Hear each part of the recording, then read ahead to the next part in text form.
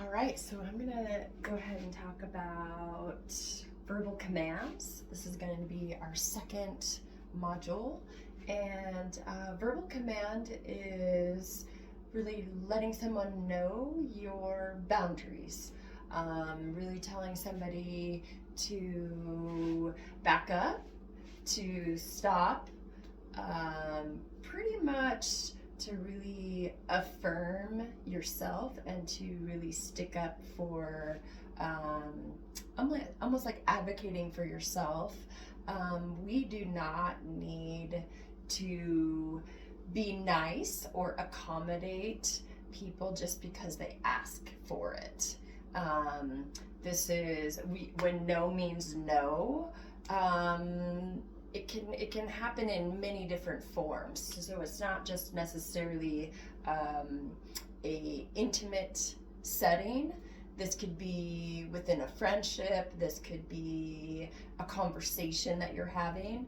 And things can escalate really quickly. So a verbal command is just going to stop somebody where they're at, and then you direct them where you want them to go. When you do that, you look at them in the eyes, and you are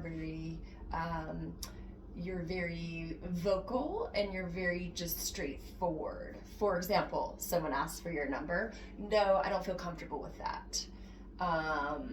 Somebody asks to stay at your home. No, I'm not available.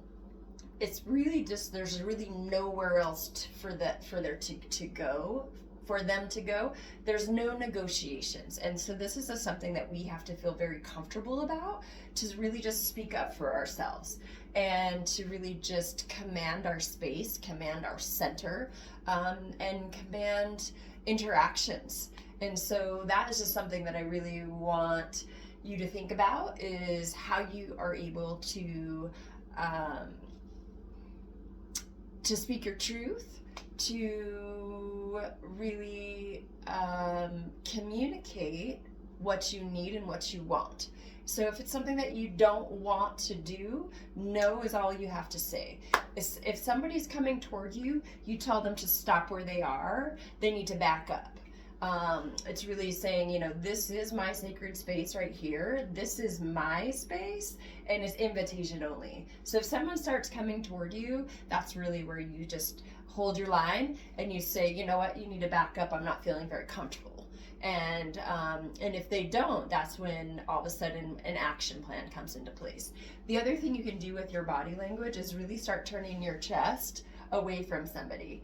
So you can, again, I'm going to always talk to somebody at the 45, but if there's a conflict, you can just start turning your back to somebody. And especially, like, you don't have to take conflict straight on with somebody. It's really, you start to maneuver them, and this neutralizes the whole exchange.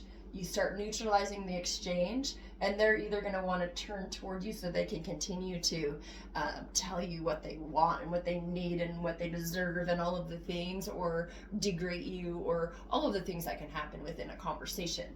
But the more that we can start, I like to say, circling. We start our circle. This is a strategy. We start to move the conversation that I actually don't have to take on, right here.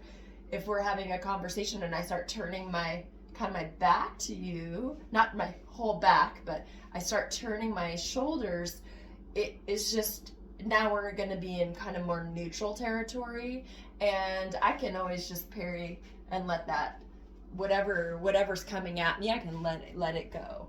So another thing is just really just get used to advocating for yourself. If somebody offers you something, no, I'm good. We don't have to be so polite, and we don't have to accommodate anything or anyone to make them feel good. So I just want us to really find our voice, find our speak our truth, and don't feel bad about it. This is going to be part of our verbal command. And again, when you make a verbal command for someone to step back, you want to be direct. you want to actually even use your hand. You have to use your body language that you're wanting more space. And if they don't, then, and you could even say, hey, if you don't step back, things are going to get real escalated. Things are going to go south quick.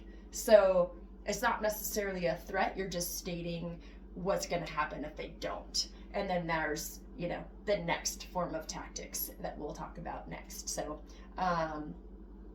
verbal command is before, so body language is number one, and body positioning is number one, verbal command is number two, and then we start to get into more active places. But these are non-active responses to our environment, and a lot of times this is going to really separate like being a victim and being a full participant in life. So this is something to really hone this skill.